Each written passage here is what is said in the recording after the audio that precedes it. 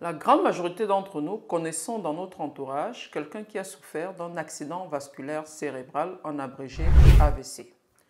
C'est une maladie de plus en plus fréquente parmi nous et qui laisse de graves séquelles lorsqu'elle n'est pas prise en charge à temps. Selon les données de la OMS, on estime que près de 6 millions de personnes meurent chaque année des suites d'un AVC. Dans cette vidéo, je vous présente quelques signes d'alarme permettant de le détecter rapidement afin que la prise en charge se fasse dans les plus brefs délais. Il est important de savoir que lorsqu'on parle d'AVC, le traitement relève d'une course contre la montre, d'où l'importance de pouvoir reconnaître les symptômes à temps.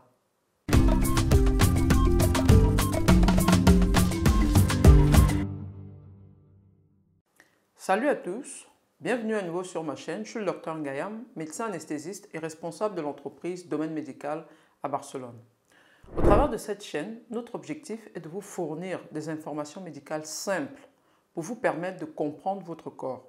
C'est ainsi que vous serez à même de prendre des décisions éclairées concernant votre santé. Et pourquoi pas sauver des vies comme nous le verrons tout au long de cette vidéo.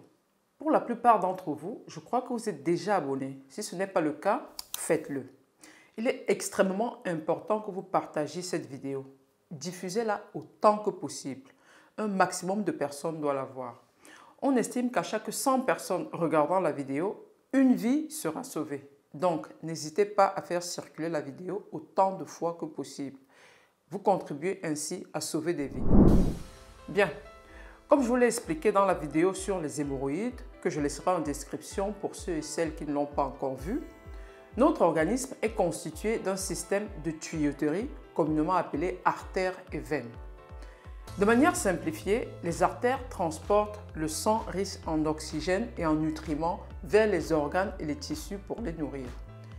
Tandis que les veines ont pour mission de recueillir les déchets des organes et des tissus pour les conduire vers les zones de nettoyage ou d'épuration, telles que le foie, les reins, etc.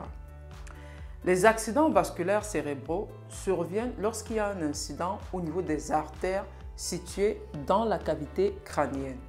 Étant donné que les artères transportent l'oxygène, si une artère est affectée par un incident, la zone du cerveau dépendante de cette artère non seulement ne recevra pas l'oxygène nécessaire, mais sera aussi privée de nutriments. Par conséquent, sans oxygène ni nutriments, la mort de cette zone du cerveau s'ensuivra si le problème n'est pas résolu rapidement. Ceci dit, il existe deux types d'accidents vasculaires cérébraux. Dans 80% des cas, il se produit un blocage ou obstruction du tuyau. L'artère se bouche et ne laisse pas passer le sang, ce qui donne lieu aux AVC ischémiques, considérés comme les moins graves entre guillemets. Dans les 20% des cas restants, il peut y avoir une rupture du tuyau provoquant des AVC plus sévères.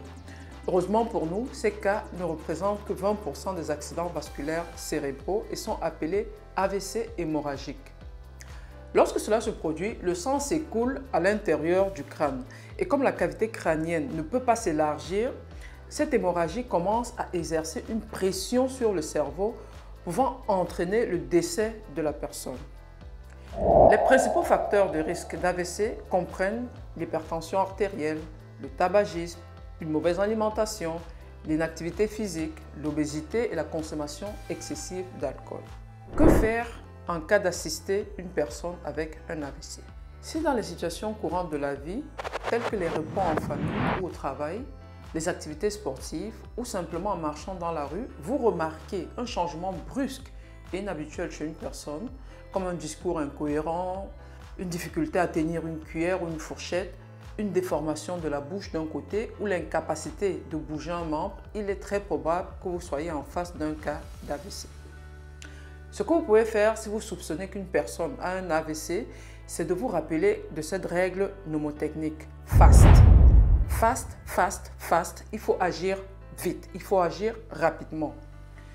Cet acronyme est en anglais et signifie F pour face, le visage, A pour arm, les bras, S pour speech, le discours, et T pour time. Pas de panique, je vais tout vous expliquer en détail.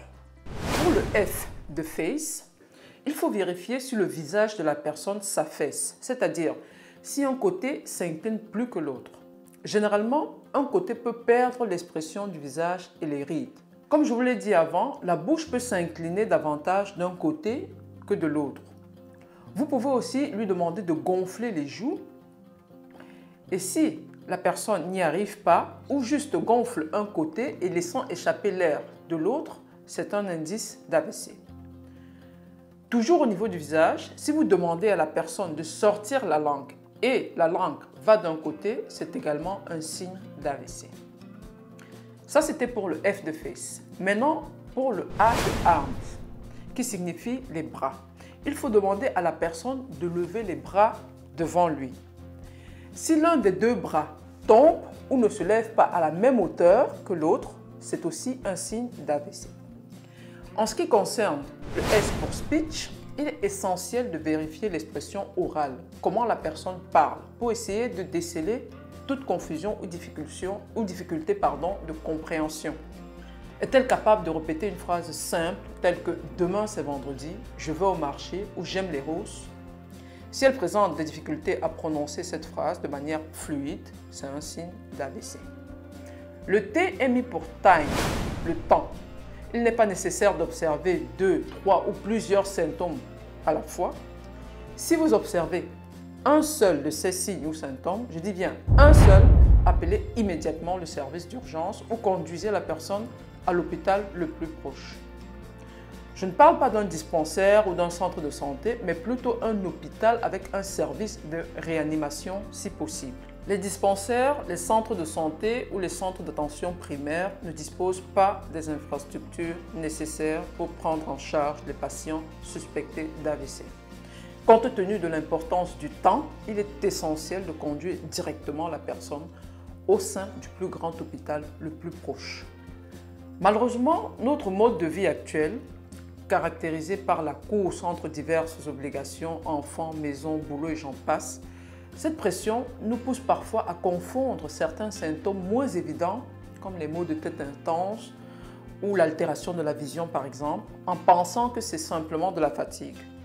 En conséquence, dans certaines situations, on ne prête pas attention ou alors on ne donne pas l'attention nécessaire à ces signes en considérant qu'un repos suffirait.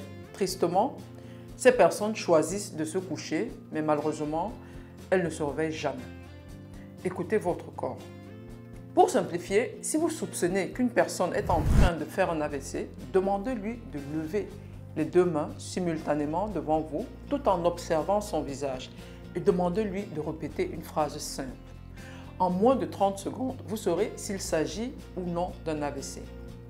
S'il y a la moindre anomalie, consultez l'hôpital le plus proche ou appelez une ambulance. Je ne saurais terminer sans vous expliquer comment éviter l'AVC. Premièrement, il est essentiel de connaître et de contrôler ces chiffres de cholestérol, de tension artérielle et de glycémie, c'est-à-dire le taux de sucre dans le sang.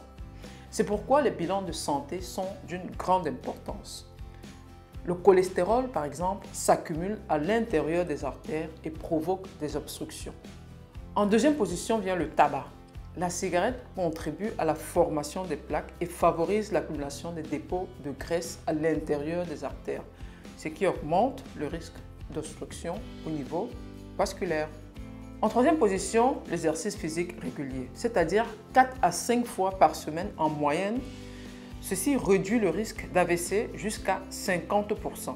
Par exemple, faire 30 minutes de marche sportive par jour diminue le risque d'AVC de moitié. Attention, faire du shopping n'est pas considéré comme marche sportive. Il n'est pas nécessaire non plus de s'inscrire à une salle de sport ou de se fixer des défis comme courir pendant 2 heures par jour. Juste 30 minutes d'exercice de manière régulière sont largement suffisantes. L'hypertension et l'obésité augmentent aussi le risque d'AVC de 34%. Encore une fois, il est crucial de maintenir un poids santé et de contrôler la pression artérielle pour réduire ces risques. Vous savez ce qu'il vous reste à faire, n'est-ce pas? Nous arrivons au terme de cette vidéo. Vous avez sans doute remarqué que tout au long de la présentation, j'ai mis un accent sur le facteur temps. Pourquoi? Parce que nous disposons seulement d'à peu près 4 heures pour agir en cas d'AVC. il est impératif d'agir rapidement car les cellules cérébrales appelées neurones peuvent survivre pendant seulement 4 heures sans oxygène. Au-delà de ce laps de temps, les séquelles qui se manifestent deviendront, dans la plupart des cas, irréversibles. Par conséquent, il est crucial de prendre en charge les patients atteints d'AVC le plus tôt possible afin de tenter de rétablir la circulation sanguine dans les vaisseaux ou les artères et de favoriser l'apport en oxygène et de nutriments. Après cette période critique, l'AVC peut laisser des séquelles telles que la paralysie d'un côté du corps, les altérations du langage, des problèmes de vision, pour ne citer que cela. Voici ce que je souhaitais partager avec vous aujourd'hui. Laissez-nous en commentaire vos expériences avec cette maladie et n'oubliez surtout pas de faire une large diffusion de cette vidéo. Vous sauverez probablement des vies. On se retrouve dans la prochaine vidéo et d'ici là, je vous souhaite une longue vie en bonne santé.